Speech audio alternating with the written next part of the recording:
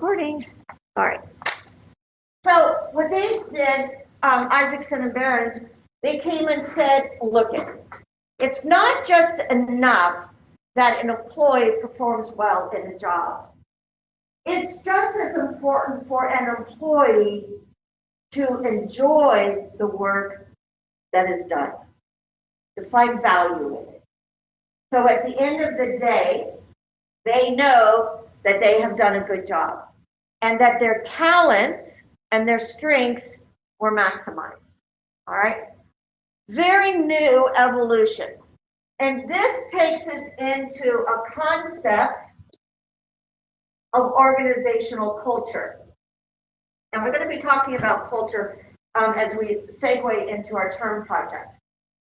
So I was first introduced to organizational culture as an organizational development person. And what we wanted to do in the companies that I worked with was to identify the type of company we wanted to be, right? So, and companies tend to be, and I'm just going to be real honest, and this is part of what you will discover, companies are often marketing driven or finance driven. You see, all about the money. Or they are going to be people driven, all right? And that people driven might be customer service, customer satisfaction, as well as employees, all right? And then the other way is organization driven. I like to call this operation. Now, I'm an operations girl. Okay, my work was always in operations. Yes? Is anything such as holistically driven? Yes, yes. And if you're interested in that, you want to look at what's known as the balanced scorecard. Balanced scorecard, which emerged from all of this. And Harvard business professor created the balanced scorecard that says, what we want to do is have a mission of our country, of our company, our organization. Where are we going in the future that balances these? Yes? A mission and a model for company. A mission and a model, yes. Absolutely. Mission and a model. A motto, yes, yes. So the motto becomes values driven, all right? So within all of this, the organization is going to have core values. And they will do a check on these to see if it's balanced, to see if the core values are reinforced, positively reinforced and utilized and hired to and eliminated, etc. Awesome way to go in the future. Yes? And I would think that the Chinese are taking it to a new level, especially with all their manufacturing, production, and competing with the market, jobs. They have, with one exception, the people part. The people part continues to be a struggle because my sister in California did a whole lot of work with the state of California and went to China to look at their special education program because she was a special ed specialist. And what a lot of the research is showing is that they are still, like a communist country, saying, here's your skill sets, here's what you're going to be. You got no choice. That's right. Or here are what you're not good at, and therefore there's no way in hell you're going to do. Right? So it's still not necessarily, they use propaganda to try and promote it, but it's not really as one of the parts we're going to talk about in here. Okay, good question, good observation. So let's take it back to the individual. And now let's take it to you. All right? So I went from the individual, all right, to then into the organizational structure, and to some extent to the corporate goals and vision and mission. Okay? But let's go back to the individual, because that's you. And the companies that you want to work for are the companies that are going to enable you to be the best that you can be. Right? That are going to value your talent and maximize them. That are going to help you acquire new talents and new skills and invest in you to continue to grow and be whatever it is you want to become. And work is not everything anymore. Having the job is not the end all, especially for you young generation. You young generation are looking at your parents who are workaholics, and you're going, I don't want any of that, right? And so, as a consequence, there is some degree, and please don't be offended, but there is some evidence, actually there's quite a bit of evidence that says our Generation X have a little bit of an entitlement type of attitude toward the world, where they are entitled to automatically get or receive, versus Tony and I, we came from the environment of, you better work your ass off if you want to get something. Okay? And I know that Tony and I can relate to this one. You got to pay your dues first. Okay? You can't see Mallory? Yeah, you got to pay your dues. You don't come out of college and go into necessarily, now sometimes, but go into a $100,000 career. All right? Now, if you're an attorney and you graduate from Harvard, maybe. All right? But for the most of us, no, you got to pay your dues first. There's nothing wrong with that, by the way. Experience is an amazing teacher. So don't lose sight of that. Okay? So this is what we use in many businesses a lot. And if anybody wants to look at this in more detail, you may look at it in my office. What I explained last class is that everybody falls along a continuum. And this report, like all reports, looks at preferences on a conscious and unconscious level. What choices would you select? Either, yes, this I know what I want to do and I've got clarity, or sort of your go-to, your fail-safe, your fallback kind of behaviors. All right? So in this continuum, and I'm going to use I want to use Joseph and Mallory as my example on this. Mallory, what was your highest number? What was the highest number? What letter was it? E? Or, no, I'm sorry. Feeling. Feeling. Okay. So on the F scale, all right, there was what? 59. 59. Okay, so a little bit over there.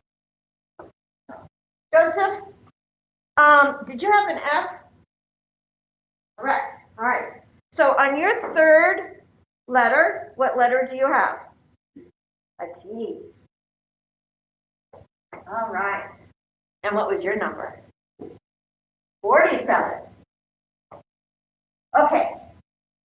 So the numbers represent that on a continuum of being a predominant thinker in how you react or respond to the world, or how you work within the world, as opposed to an F who is a feeler, all right, is how respond to, react to the world, and operate in the world. Now, 0, so we start at 0 and we go in 2 directions. The highest is 100. And so for every letter that you have, you see that I have a number written there. The higher the number doesn't mean you're better at anything. Doesn't mean you are, superior than anybody. It simply means that you have clarity of what you want and what you need. Same thing here. So the higher the number is the same kind of thing. So Joseph is a moderate, still not off the charts. He's a moderate thinker. So when he is looking at the world and he is trying to analyze it, trying to understand it, even try and operate in it, he is going to go to his head. Right? Going to go to his head. Mallory, on the other hand, a little bit higher number, is going to go to her heart, her feeling. Yes? Yes? Joseph, is that you? Okay, exactly. So let's look at their, so basically what it says is that's why I wanted your numbers, because your numbers are directly correlated to your clarity. And then I want you to look at, there is a work label. And this is where they come in. The work label, and Julia, I'm going to use yours as the example so that you know what we're talking about. Julia, her work label is a composer, right? Now that doesn't necessarily mean that she wants to compose music. It could be that she likes to compose literature, or she likes to compose art, or that she likes to compose ideas in a job, etc. And then you're going to see what are the general characteristics of a composer. And for her, she's probably because she's very quiet on our calls, quietly friendly and warm, modest about her abilities. She follows loyally. She is a loyal person. She is highly guided by her values. Her values are very important to her. Right? So values are what she holds near and dear to her heart. But Julia appears to be a bit of a free spirit. All right? And we see that a lot with composers who like to be able to compose, all right, a lot from their ability to create. All right? Julia, does that sound like you at all? That was scarily accurate. I'm sorry, what? That was very accurate. Very accurate. Ooh, I love accurate. Okay, we're going to increase your volume here. I love it. All right. However, or no, and. Let's do it and. Now, everybody looks at your strengths and your opportunities, but before you do that, if you know what you want to be when you grow up, all right? You guys up there do. Okay, I want you, under your name, I wrote your name, I want you to write, as of this minute, what is your career goal? Okay, write that down. As of right now, what is your career goal? Okay, you just write it up there at the top of the paper. What is your career goal as of this minute? Right? Kind of what you're leaning toward. It might even be just your major right now. I want to hear what you have, because yours is interesting. I want to come to you in a moment. So what are you leaning toward? What do you want to be when you grow up? You're asking me? Yeah. I'm not sure. I don't think there's anything wrong with that. You're right, because you're very young. Yeah. But if you had your choice right now, and you had to pick something, what would you do? I don't think I would really make a decision right now based on I think you should be a politician. Because that was what we call strategic ambiguity. I'm just teasing about the politician. But you were being politically comfortable by not giving a commitment. But if you can think of it. All right. So, every one of you have a list of strengths and your opportunities for improvement. The opportunities for improvement, if you have recently received a performance review from a supervisor or a mentor or a coach, you could probably identify some items that showed up on your performance review there. Because these are consistently things that we try to work on. All right. And Julia, some of your opportunities are to be open to the big picture, try to be objective, and take some real action towards your action goals. Okay?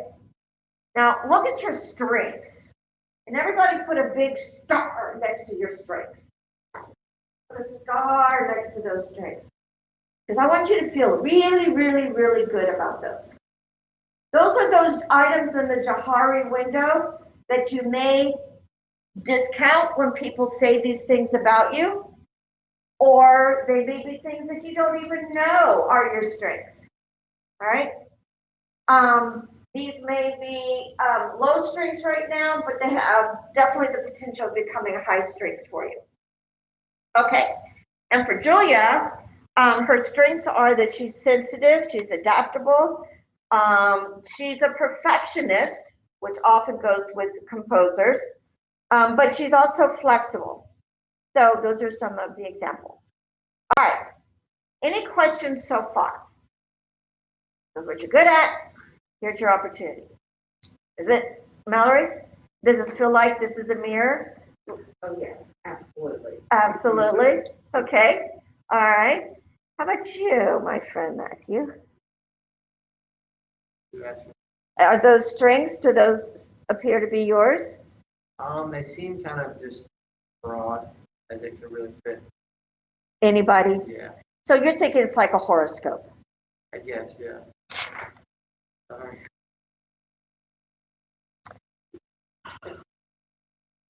That's all right. I'm going to come at you in a moment.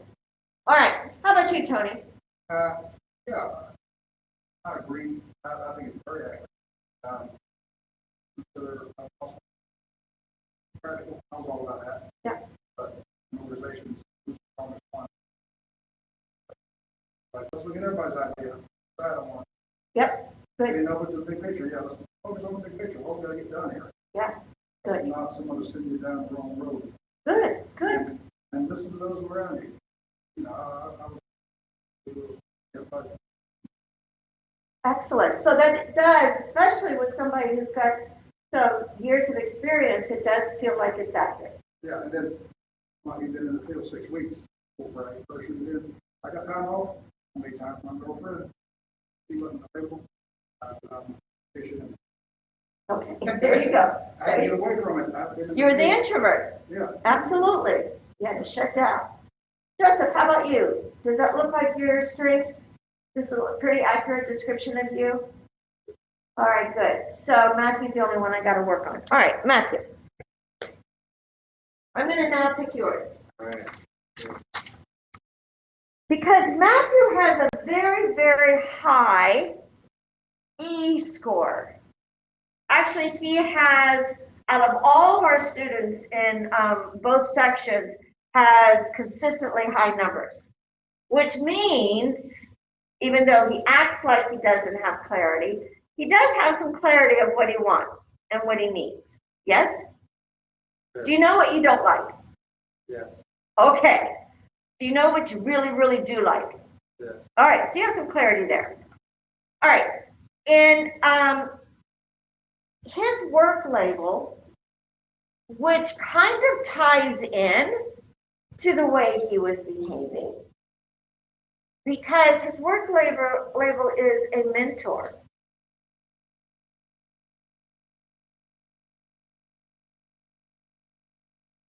business. Why?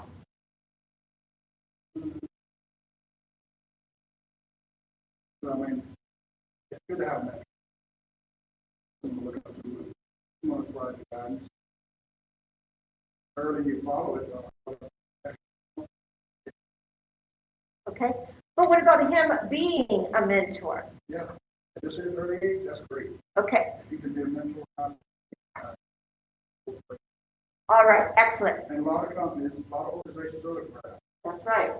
So a mentor could also be a teacher, a coach, a personal counselor, a very, very good listener as a friend. All right. And here's something that feeds into your horoscope is that you are open to possibilities. And there is a hesitancy to commit verbally, right? Because you don't want to be locked into it. Okay? So in your extroversion, at the end of the day, you like people.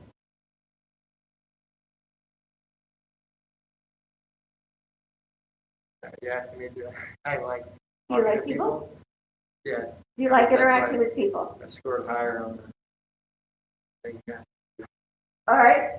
It also says, though, that you are high in judging. Do you like to be organized? Yeah, I do. Okay. It also says that you are a little bit high in your feelings. Does that mean that you care about others' feelings too? Passion-wise, yeah. Compassion-wise, all right. And it also says that you are intuitive, which means that you're pretty good at figuring things out on a gut level. Sure. Sure. Okay. All right. Here is what it says he needs. So when he picks his future job and he is ready to commit, he is going to have a job for that satisfaction that is going to enable him to be a leader.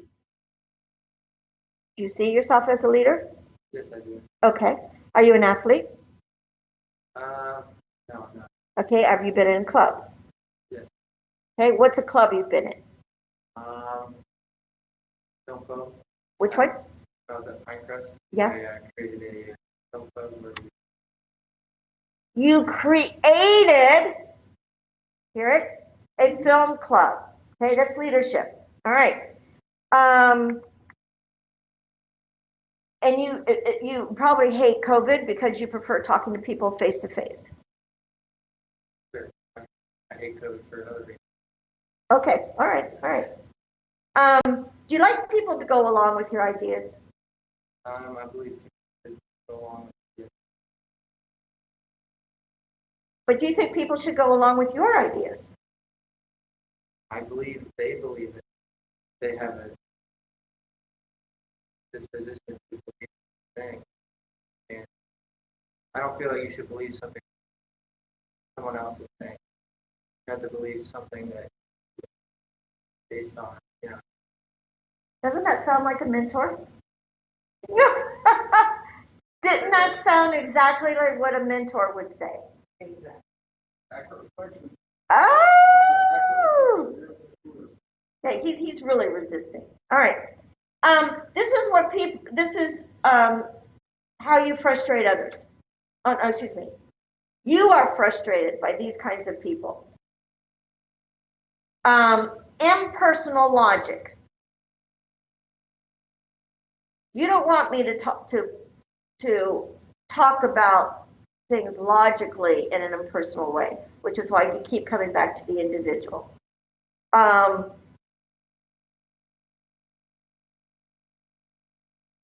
do you feel about criticism? Criticism is always, well, if it's criticism that builds upon your character, if it's criticism coming from something that's within and something that you don't like, then that's not good. Okay. All right. Do you like to feel appreciated? Okay.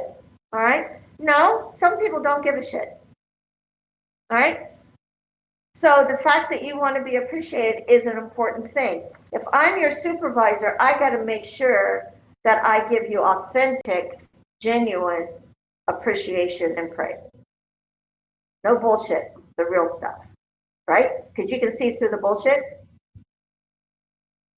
Sure, sure. All right, all right. He values self-determination. He irritates others by becoming,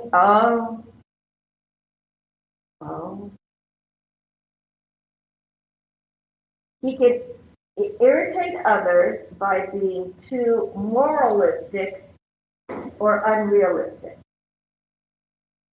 How does that tie into what we just heard?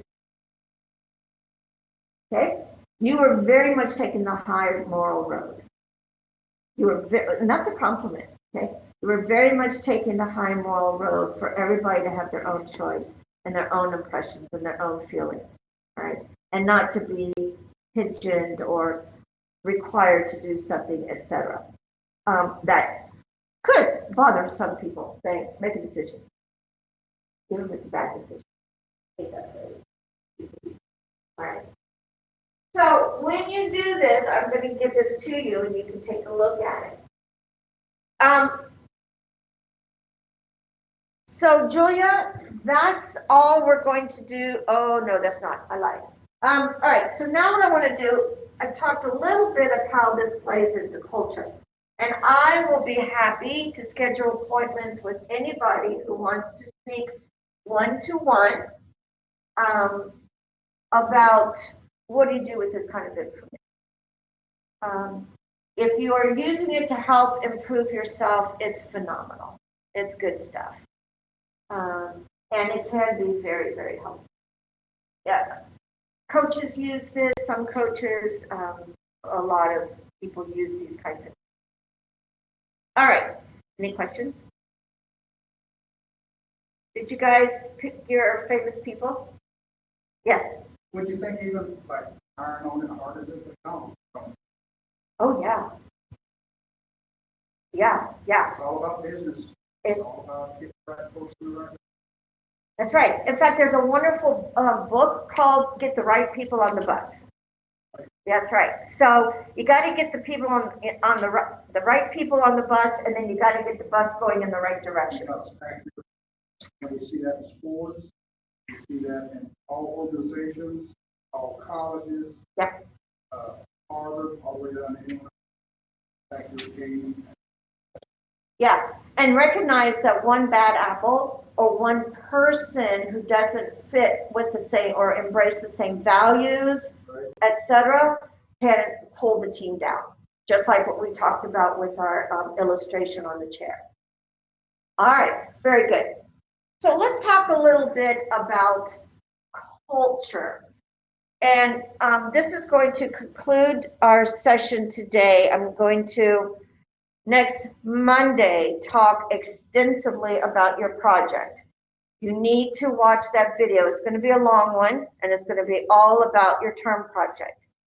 You guys have no class next Wednesday. All right, no class meeting on Wednesday. And other classes around campus you do, but I am going to be a facilitator at a seminar.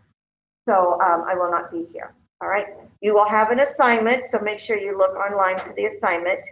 So you're going to be doing Monday's assignment as well as Wednesday's assignment for not coming to class that day, right? Okay, so culture. I gave you an explanation in an earlier video that culture is really the way we do or say things here. And every group has a culture. The basketball team has a culture. This classroom, when you walk into my classroom, I have a culture. And we have a culture collectively that's different from your culture in your history class or your math classes or aviation classes. It is the way, it's the hows. How do we do things? How do we behave? All right? And with that, it means that there's going to be okay things and not okay things. So the way means that we have, as a cultural group, acceptable behaviors. We have norms that we have created as a group, or if we have entered into knowing that those are the norms of that group and we buy into them. We means it's a collective. It means all of us. And if we are a member of this culture, then we buy in. All right? If you want to be in this class, then you buy in. And you say, and you do what you need to do. All right? The do and the say are observable behaviors. Observable. Very important in communication studies, which is why we are closely aligned with psychology and sociology. We are behaviorists. And what we want to do is observe people in action. Remember, you cannot not communicate. So what is not said or not done can speak just as loudly as what is done and what is said. Right? And this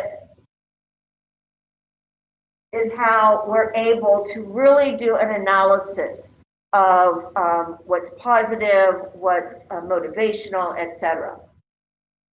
This is something that's going to help you to determine what is your topic. It's what do others do that are different from us? How do others speak? How do others behave? All right. And this is going to be a good starting point in selecting why some people you just don't understand. Okay? And you want to learn more. The things could also include what we call artifacts. It can also be rituals, all right? Those elements that are identified clearly with that group, all right? So, Catholics are Christians, but Catholics do things that other Christians do not, right? So Catholics are a type, subset of a category called Christian. Same thing with Muslims. Shia is another subset of Islam. Here means our location, and it could be online. You can have a culture online. You can have a culture seated in this classroom. You can have a culture, maybe here for Darius is different when they're on the court versus when they're at practice. Okay, so game day might be very different from practice day. Okay, two different cultures, two different expectations, two different needs that have to be met. All right. Now, under this umbrella, everything in communication studies is a continuum. One of the things that we value so much in communication studies is acceptance. And then what we try to avoid is dualistic thinking, all right? Which means there's only one way of seeing or doing. And that one way is the right way. So one of the reasons why communication is such an important skill set for people going into the business world today is that it is helping people to recognize that when we look at where people fall on continuums, one does not make them better than the other. All right? So what I'm going to do is I'm going to list one of these as your values, your attitudes, and your beliefs. All cultures, no matter if we're talking about the North Carolina Southern culture, or we're talking about the Canadian culture, or if we're talking about the Southern California culture, right? all of these things are going to be found in them as a collective agreed upon for membership.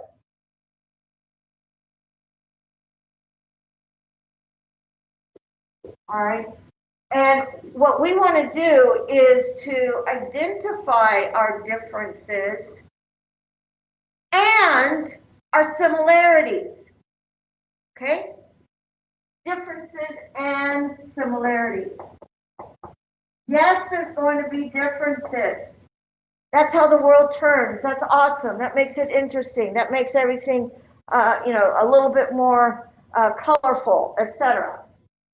But what we also want to do is to recognize and celebrate our similarities. So we look at the differences to try to understand. There's a wonderful Bible verse that says, seek first to understand, then be understood. All right? Which is to ask questions, to talk to the other, to learn why and how and when and the purpose, etc. All right? So if you can understand the others before you ever start to try and talk about your way, you have the opportunity for open dialogue. Similarities, what we want to do is to celebrate.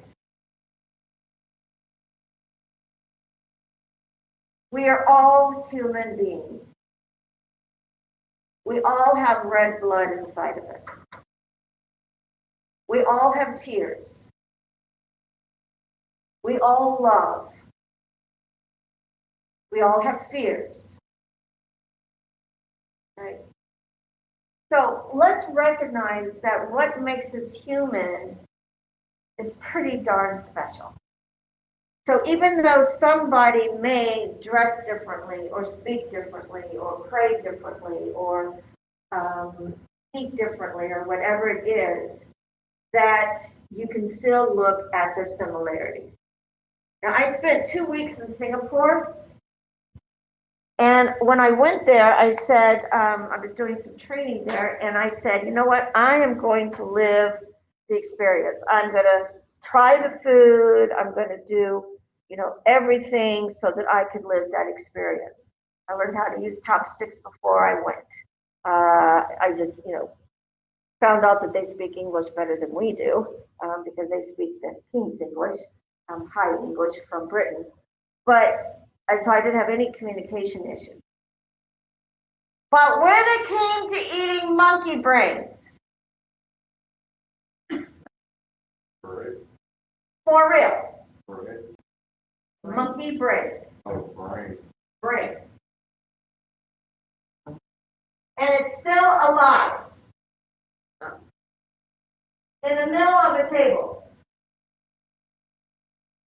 I drew the line. I couldn't go there. Right? I could eat the fish staring up at me on the plate on a banana leaf, and I learned how to use my fingers to go in and pull out the meat and eat it. And it was actually so delicious. I kind of stared at the tummy and didn't look at the eyeballs and the mouth. Okay, I can do that. And some of you probably love calamari. Some people, a lot of people do. I think it tastes like rubber. But you don't have to do everything, and you don't have to agree with everything. All right? I don't agree, and I don't support female circumcision.